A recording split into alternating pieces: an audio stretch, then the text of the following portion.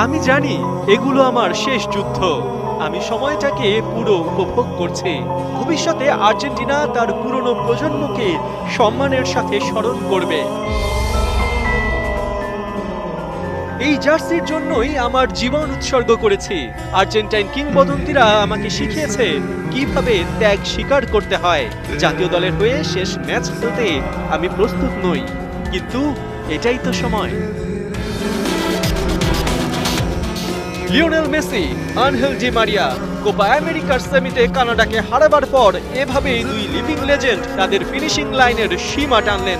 Lionel Messi শেষের প্রহর গুনলেও Angel Di Maria জানিয়ে দিলেন 15 জুলাই কোপার ফাইনালই হবে আর্জেন্টিনার জার্সিতে তার শেষ ম্যাচ।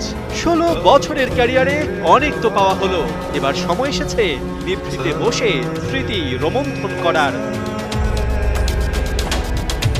মেসি আর ডি মারিয়া দুই মহারথী কখনো কাঁধে কাঁধ মিলিয়ে, কখনো একে অন্যকে জড়িয়ে পায়ে পায়ে প্রতিপক্ষের দুর্গ ভেঙে সৃষ্টি করেছেন এমন সব রূপকথা যা আর্জেন্টিনাকে পৌঁছে দিয়েছে অনন্য উচ্চতায়।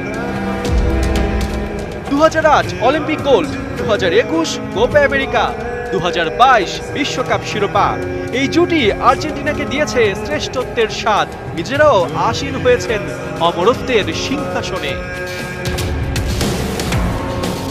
লিওনেল মেসির জন্য এই Copa America the last pearl of necklace. কানাডার বিপক্ষে সেমিতে এরই মধ্যে ছুঁয়েছেন আরেক মাইল ফলক।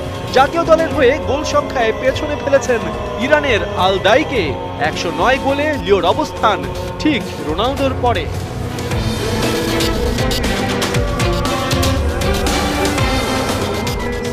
এবারের আসরে আর্জেন্টিনা আরো এক রেকর্ডের খুব কাছাকাছি। বিশ্বকাপ শিরোপাকে মাঝে রেখে ব্যাক টু ব্যাক মহাদেশীয় শিরোপা অর্জনের দারুণ সুযোগ, যেটা ইতিহাসে একবারই করে দেখিয়েছিল স্পেন। 2008-এ ইউরো, 2010-এ বিশ্বকাপ, আবার 2012-তে ইউরো জয় করে লা রোজারা। আর্জেন্টিনার সামনে সুবর্ণ সুযোগ 2021, 2022-এর পরে সেই কৃতিত্বে নিজেদের সামিল করার। অলিম্পিক গোল্ডের জন্য 80 বছর, কোপার জন্য 28 বছর, আর ফিফা বিশ্বকাপের জন্য আর্জেন্টিনার 36 বছরের অপেক্ষা ঘুচিয়েছেন মেসি, ডি মারিয়ারা। শেষ বেলায় তাই দুই তারকাকে আর কোনো চাপ নয়, বরং বিদায় মুহূর্তটা উপভোগ করতে দিতে চান কোচ স্কালোনি। পার্থ বণিক, একাত্তর।